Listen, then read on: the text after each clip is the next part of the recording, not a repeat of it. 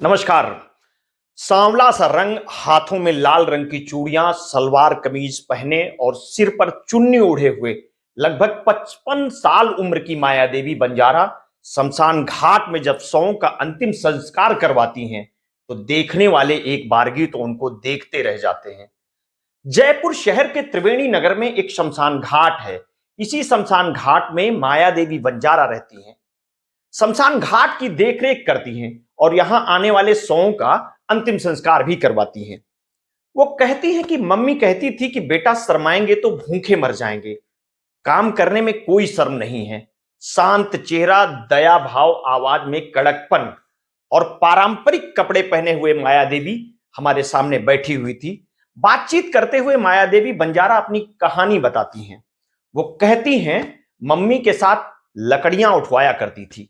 करीब 10 साल की थी तब से मम्मी को सहारा देने में लगी हुई थी। मम्मी ने लगभग 35 साल तक शमशान घाट में शवों का अंतिम संस्कार किया था। वो आगे कहती हैं मम्मी अंतिम संस्कार करवाती थी। मम्मी ने ही मुझे अंतिम संस्कार की सारी क्रियाएं सिखाई थी। उन्होंने कहा कि बेटा अब मेरी उम्र हो गई है, अब मुझसे ये सब नहीं होता है। शमशान के बाहर रखी हुई लकड़ियों की ओर हाथ करते हुए कहती हैं मैं शमशान में लकड़ी तौल कर रखती हूं, चिता लगाती हूं, नारियल में घी भरकर भी देती हूं, कपाल क्रिया भी करवाती हूं। किसी भी सौ के साथ यदि बेटियां आती हैं तो मैं उन्हें कंधा भी देती हूं जिससे उन्हें अपनापन लगे। चेहरे पर बेहद सुकून और हाथ जोड़कर वो कहती हैं लावारिस सौ आते हैं तो उसके अंतिम संस्कार के पैसे नहीं लेती हूं। ये तो धर्म का काम है। ये काम करके मुझे अत्यंत खुशी होती है। ये जो भी कर्म है यही सब हमारे साथ जाएंगे। मुख्य सड़क से शमशान घाट की ओर आने वाला रास्ता शमशान घाट पर ही खत्म हो जाता है। शमशान घाट के बाहर लकड़ियों का ढेर लगा रहता है। शमशान घाट के मुख्य गेट से ही अंदर हरे भरे पेड़ नजर आते हैं। शमशान घाट के अंदर घुसते ही दाहिनी ओर बने 2 कमरे हैं जहां माया देवी रहती हैं। कमरों के सामने एक मिट्टी का चूल्हा है, कुछ बर्तन और कुछ कपड़े रखे हुए हैं। शमशान घाट में बैठने के लिए सीमेंट की कई बेंच लगी हुई हैं। कई तरह के पेड़ पौधे लगाए गए हैं।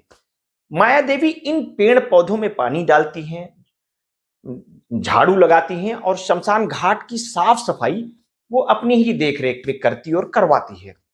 शमशान के एक कोने पर टूटी हुई अर्थियों का ढेर लगा हुआ है।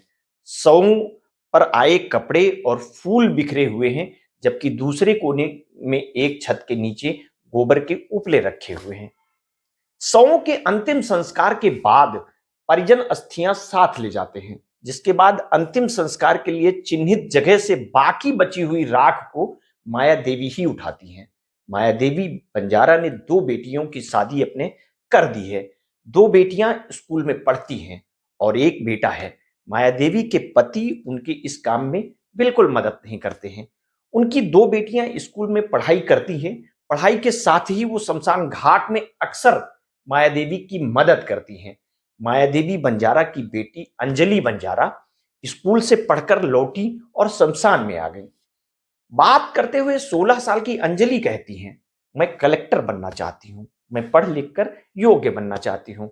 मेरी मम्मी कहती है कि इस काम में डरने की कोई बात नहीं है, तुम हमारे साथ भी काम कर सकती हो, तुम बिल्कुल मत डरना। पूरे आत्मविश्वास के साथ कहती हैं मुझे शमशान में बिल्कुल डर नहीं लगता। सब कहते हैं तेरी मम्मी शमशान में अंतिम संस्कार करती है, डर नहीं लगता क्या? तो मैं हमेशा ही कहती हूँ कि मुझे डर नहीं लगता। एक महिला होकर शमशान में रहने और शवों का अंतिम संस्कार करने के दौरान डर नहीं लगता।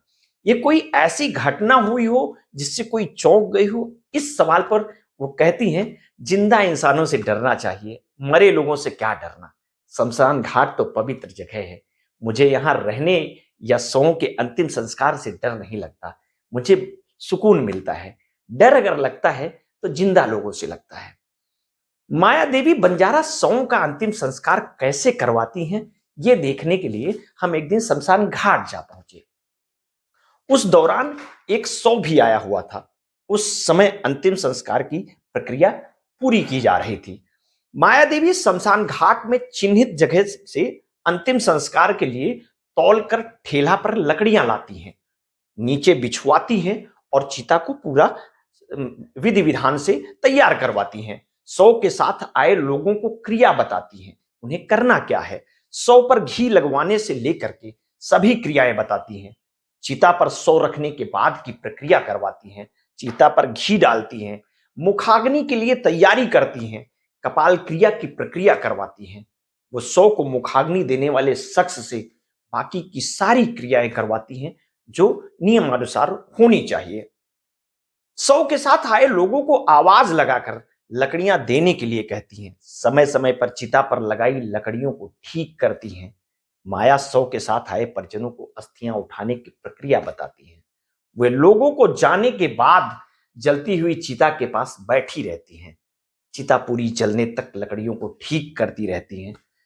शुरुआत में अपने का शव लेकर अंतिम संस्कार के लिए शमशान घाट आने वाले लोग जरूर माया को देखकर चौंक जाते थे, लेकिन अब अधिकतर लोग माया देवी को पहचानते हैं और उनके इस काम को बेहद प्रशंसा भी करते हैं।